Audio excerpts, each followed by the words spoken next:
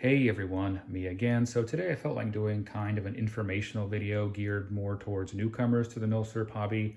So if you know more than I do, have more experience than I do, which is probably almost everyone in the world on pretty much any subject in the world, you may not get a whole ton out of this, but who knows. In any case, the topic I wanted to cover is fakes and fakery as it exists in old military firearms, Milsurps, whatever term you want to use.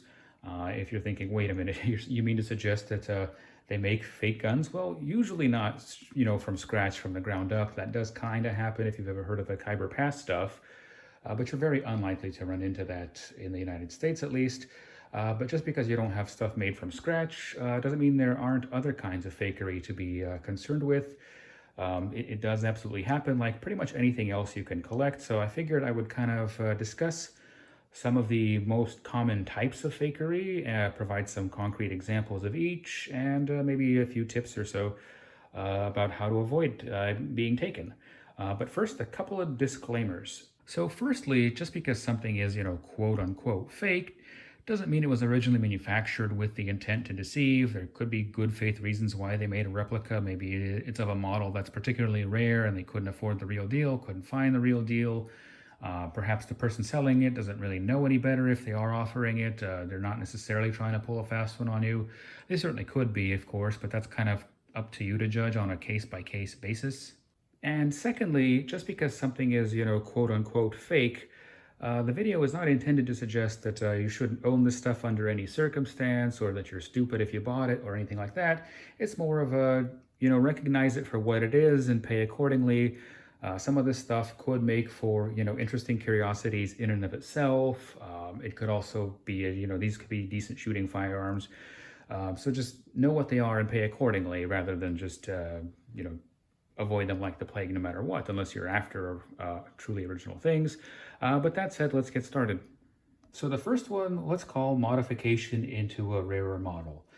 Some of these rather unusual firearms are mechanically close to identical, if not entirely mechanically identical, to much more common models, and so it's no great feat of engineering to try to convert one into another. Classic example, of course, we have in front of us a Lee Enfield number 5, the so-called jungle carbine. So these are not obscenely rare, of course, but they're certainly far less common than, say, Lee Enfield number 1s or Lee Enfield number 4s. So, of course, the inclination was there, and it was done, that those other models were converted into this number 5 configuration. Now, this wasn't always done to deceive, but it certainly can somewhere down the line. Another example might be something like the G3340, which is much rarer and more valuable than some of the more common 98 Mauser variants. And so basically, anytime you're kind of looking at something that is a rarer version of something else, it definitely pays to be more attentive and to be kind of aware as to some of the hallmarks of the real deal as opposed to some of the replicas that may exist. So this next category is the bogus marking.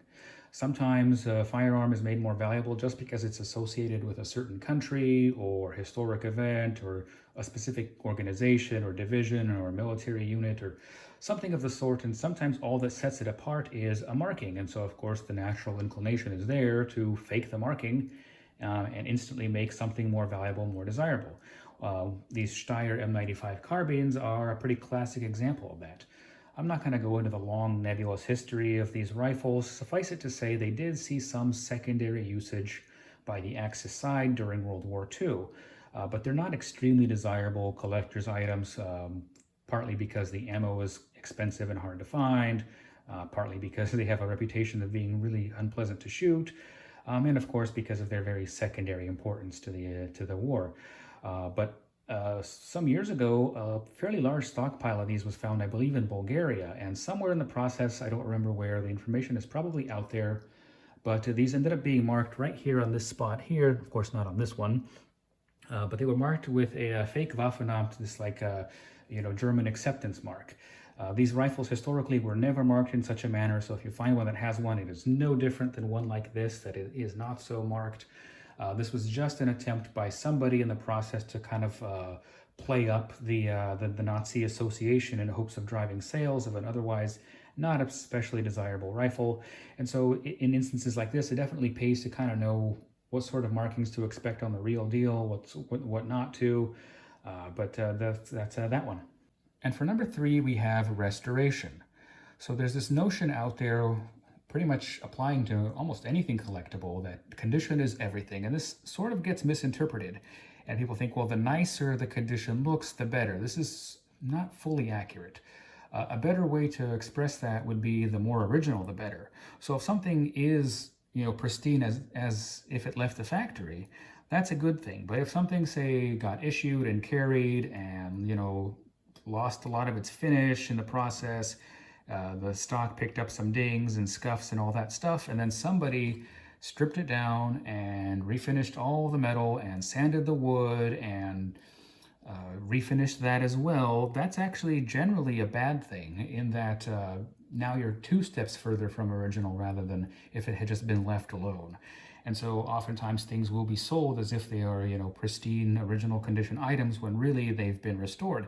And by the way, this applies even if somebody had done a decent job and it looks, pretty to the untrained eye. So for these instances, I would definitely look out for some very classic signs of restoration. For instance, here we can see that even though the bluing is rather deep and dark, it's on top of pitting. Obviously, this rifle would not have left the factory pitted. So this is, a very, very clear indicator that this metal has been refinished. And we see some of this going on the stock. For instance, we see here that some of this metal kind of is not flush with the wood. It actually is above it. And so this is, a clear indicator that this has been refinished, basically sanded down pretty significantly, and sanded on top of that. If there were markings on it, they would probably barely be legible, if legible at all. So this is another one to look out for. Okay, so this next one kind of breaks down into 2 parts, because these 2 things often go together, but they're also kind of separate. And I'll call them 4A and 4B, I guess. So 4A is just the story. So some firearms, such as this Garand, for instance, are manufactured by the millions, and there's really no way to know where they've been, what they've done, if anything at all. And so sometimes somebody will attempt to kind of spin a story about how this firearm was involved in a specific historic event, say Normandy or Iwo Jima, or that it belonged to some historic figure, or that their grandpa carried it in such and such a battle and did X and Y, Z things with it. And the idea is to basically make this seem more valuable than the millions of others that are just like it out there.